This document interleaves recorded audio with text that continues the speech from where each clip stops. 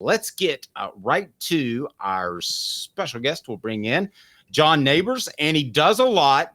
We've decided to move our guest in the middle now, John, so we're going to move you in the middle if that's okay. Yeah, I've always been a big middle guy, so I appreciate you. I don't know what that means, but I like it. You're the meat of the sandwich. All right, he's the owner of Inside Arkansas. He's a host of Locked On Hogs, and he does a fantastic job. You've probably seen him on Paul Feinbaum and other places. So, John, thanks for taking the time. I appreciate it. Yeah, anytime I can hang out with my great friends over there in Knoxville talking some Tennessee stuff because they love me so much, I always appreciate it. So it's good to be on with you guys. Good stuff. So, all right, let's jump into this right now. You heard us talking about Alabama and Georgia because we cover the team. We can do that. But how big of a factor do you think that could be that Arkansas's a game that a quality opponent could overlook? And I've been to Fayetteville a couple of times, and that's not an easy environment. What are the chances that at some point this season Arkansas catches somebody by surprise? I mean, next to none, because this is what this team does, and they've been doing it for a year and a half now. It's incredible. Like, I've never seen anything like it. It's like they go up against a bunch of teams, and they're like, oh, okay, you're going to suck. All right, we're going to make sure we suck just a little bit more, so that way we lose this game. I mean, that's what they're notoriously known for. Sam Pittman is now 6-16 in one possession games since being in Arkansas. And to really be the icing on the cake, he's lost 10 of the last 11 games by one possession. Like, it's just incredible how this team does this. So you mentioned that it's a very hostile environment in Fayetteville, and it can be, it should be, but for whatever reason, Arkansas plays their best games away from Fayetteville. They did last year. You know, they went on the road and they lost LSU by a field goal in Death Valley. They lost to Alabama by a field goal over there in Tuscaloosa. They lost to Ole Miss by a touchdown on the road. Well, you know what we got to see last year in Fayetteville? My brothers in Christ, I saw a game that ended 7-3 in a loss to Mississippi State. I saw them get trounced by a 6-6 Auburn team. They got destroyed by Missouri. So, as you can tell, there's just a lot of frustrations that are going on over here in Fayetteville that people aren't very high on the team right now. But they're capable of winning games, but they just refuse to find ways to win. Okay, I want to get to the X's and O's. I know Caleb wants to jump in there. The show represented by Banks & Jones, Tennessee's trial attorney, banksandjones.com. What are Arkansas's chances of beating Tennessee? 1, very good. Vols should be careful. 2, they've got a decent shot. 3, slim. Tennessee is too good. None. Not when Heupel has a bye week. What would you choose on that, John? None. Just to be honest, I think that a lot of it has to do with Arkansas, but a lot of it has to do with, I just think Tennessee is that good. And as much it pains me to say, I think Tennessee really has something going. And we know, like, this past weekend was a great example that no one really knows about certain teams in the SEC. Like Ole Miss losing to Kentucky. I was like, man, that just kind of shows you when you don't have that tough non-conference schedule to lead you up. I don't think they were ready for SEC play, and it kind of showed that way. So I think Tennessee, it's really, to me, Bama, Tennessee, and I still believe in Georgia as being the teams in this conference, and Tennessee might be the best of them. So I don't give Arkansas much chance. I think it's going to be a close game because it almost always is, but I just don't see any way that Arkansas is going to be able to slow down this offense, and even the defense is really good for Tennessee too. So I just don't see any way that they overcome that in Fayetteville. All right, shoot, Caleb. Okay, so John, one of the, and I'm just going to tell this to you up front. Dave and I and another columnist have a fun segment every Tuesday where we do Football IQ, where we just break down the dumbest coaching decisions of the previous week. And I'm sorry, Sam Pittman has made our list a lot. Yeah, I bet so. How much are the close losses from Arkansas because of the fact that Sam Pittman's great at one thing and terrible at the other? What I was going to say is he seems like he's great at getting his kids to want to play hard and tough for him, which makes them play close. But does it also seem like he also just makes basic in-game clock mismanagement mistakes that are always going to cost Arkansas in a close situation? Yeah, and that's the thing is, like, everybody says this, and I don't know if you guys have said this, but at least when I go to SEC Media Days, everyone starts the conversation or starts the interview with, I like Sam Pittman. I really like Sam Pittman, but... And that's kind of how people are in Arkansas. It's like everyone likes Sam Pittman. I mean, if Arkansas was going to win a national championship in football, they would want Sam Pittman to hold the trophy. Like, they like the guy. But as you mentioned, some of the mistakes that he's making when it comes to in-game clock management, or decision making or even lack of decision making, it's haunting. I mean, this past weekend is a great example of, oh, okay, so we're about to line up for a field goal. Oh, but we don't have enough people out on the field, so we got to spend a second half timeout, and then you run back on the field. Let's run a fake field goal just to see what happens. It didn't work. And so it's stuff like that where, earlier in the game, they had a fake punt that worked, and that was more of the call by the punter, David Bale. But those little mistakes, and we just talked about the one-possession games, those little mistakes usually can be the difference in those one-possession games. And that's what's really frustrating is, it's not all on Sam Pittman. The players got to play. They got to make plays. But it's those haunting, weird, no explanation really to it type of decisions that end up causing Arkansas to have these painful and frustrating losses that keep mounting up. So, yeah, I like Sam Pittman, and I think he has learned some. But, people always bring up, well, it's his first time as a head coach. He's been a head coach for 5 years. You got to be able to learn. You got to be able to get better from it. And we just haven't seen that very much here in Fayetteville. Yeah, and I want to get to some X's and O's and some particular guys, but it's kind of like when somebody comes up to you and they say, John, no offense, but it's like the Sam Pittman thing. I like Sam Pittman, but so after the no offense, you always say something offensive. So the Sam Pittman thing is, I like Sam Pittman, but he probably shouldn't be a head coach. Let's talk about Arkansas's offense, because I know most of our audience is focused on the Vols and Georgia and Alabama and even Florida's meltdown. So you don't see as much of Arkansas in our neck of the woods. You have to seek it out a little bit. But what do you think of Arkansas offensively? What should Tennessee be mindful of? Where are their strengths and weaknesses? Give us a breakdown if you can. Well, Jaquindon Jackson, the running back for Arkansas, is the best player on this team. He did not have a great game, statistically speaking, this past weekend, but I think a lot of that was because of Texas A&M doing a really good job defensively, taking him out of the game. He still leads the SEC in rushing, and if you've ever watched him run, when he gets the holes and when he gets the openings, he's taking advantage of it. He has speed, he has strength, he has size, he's got everything. And for Arkansas, that's something that they really need to focus in on and get him the ball as much as possible. You don't want him to wear down too much, but hey, it's do or die right now in SEC play.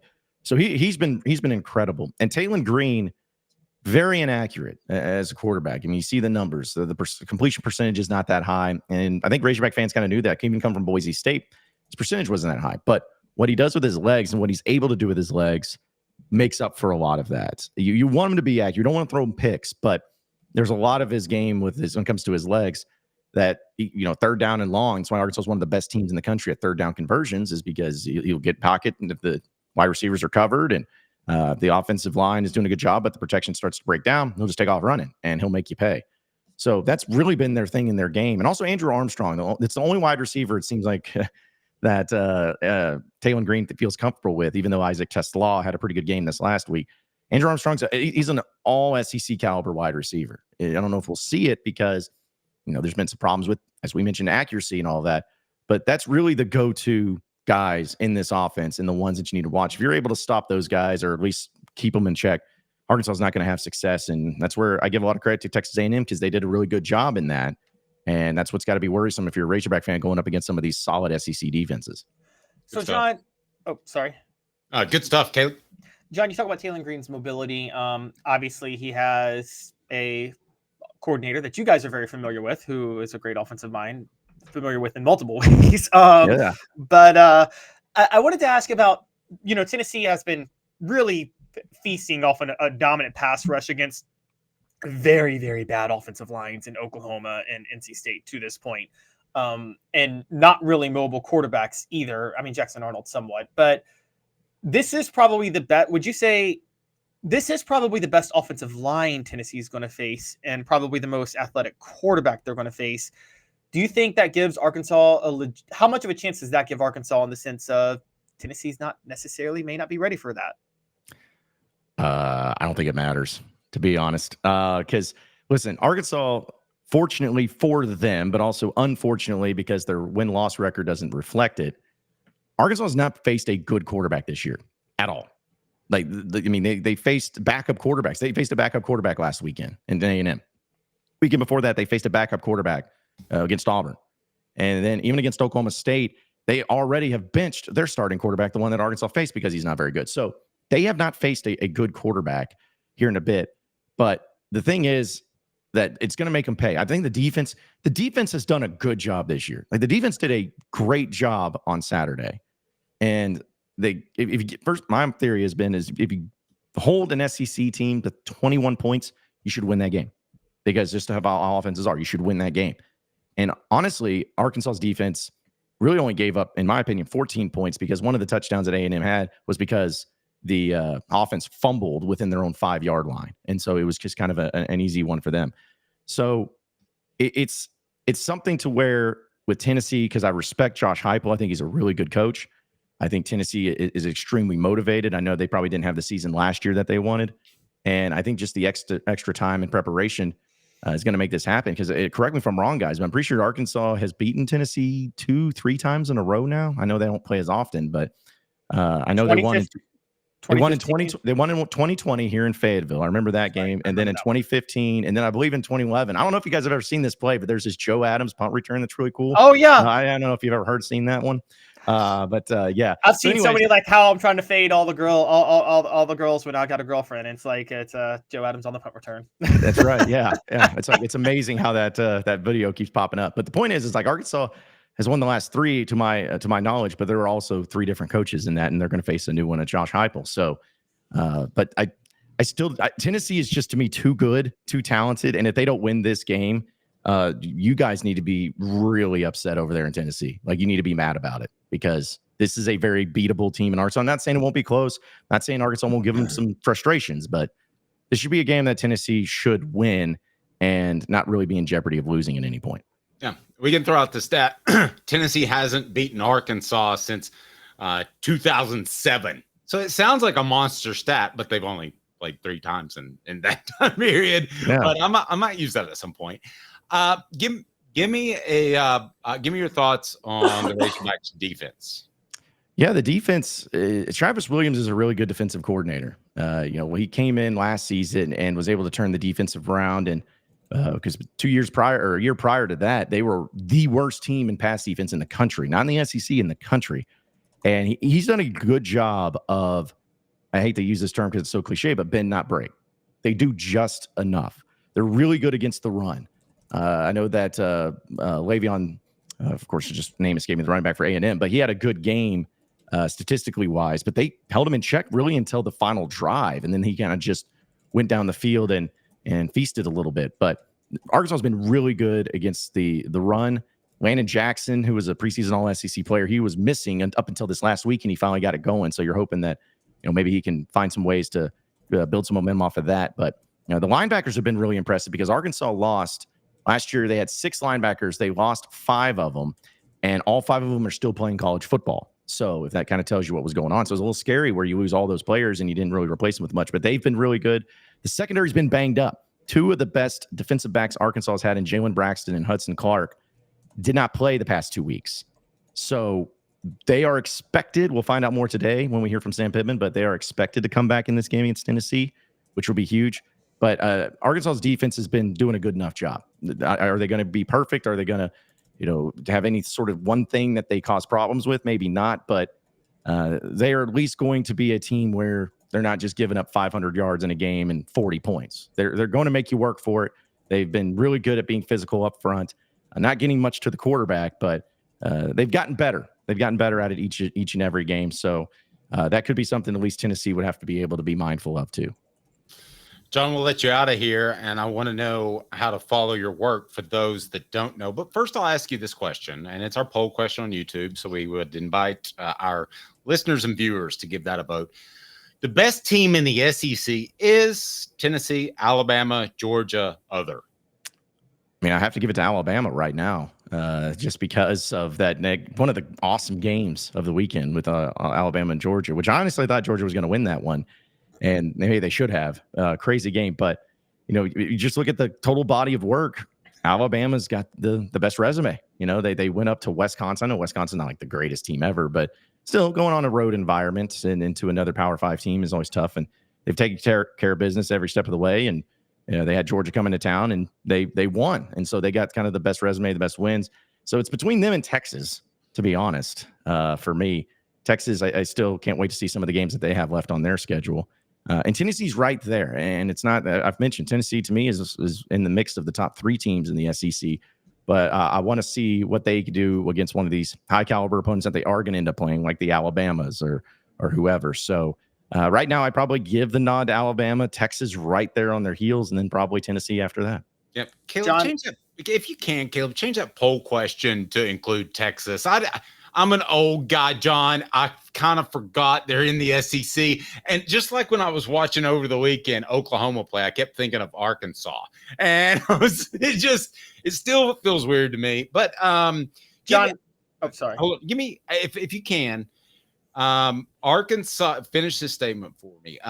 Arkansas will upset Tennessee if Tennessee doesn't show up to the game. That would maybe happen. No, the way that Arkansas would upset Tennessee is if Tennessee can't stop Jaquindon Jackson and Taylor Green in the rushing game. Because that's it. Like that's what you have to do to beat Arkansas. And it's not easy to do, but A&M found a way. Because that thing is, that's what's frustrating about it. A&M's not a good football team. They're not good. But they did a good job against Arkansas' strength. And they did enough to win. And so you got to give them credit for that. So to me, if Arkansas has any chance in this one, it's going to have to be based on Jaquindon Jackson and Taylor Green having a great game on the ground and rushing for 200, 250 yards as a team. To me, that's their best chance of winning this game. John, you got to address the suspicion that many of us in the SEC have, because I know Arkansas is in the SEC, but y'all are so far west that for the longest time, Arkansas, before Oklahoma and Texas A&M were at it, it's always hard to gauge what's going on out in Fayetteville. What are the chances that Sam Pittman is fired and Bobby Petrino takes the reins again? 0. Because, and here's the thing, I am the biggest Bobby Petrino fan there is. Like I was a student at the University of Arkansas during the Petrino era, and it was the best era of Razorback football, in my opinion. You didn't get on a motorcycle with him, did you? No. Hey, listen, I was the one. If I did, I'd have a lot of money. But it was one of the things where it was just the most Arkansas thing ever, for the way that it ended. And honestly, I thought it was going to be the most shocking story in the history of Razorback athletics to see him back as the offensive coordinator until they decided to hire John Calipari in basketball, which I never would have dreamed that in a million years.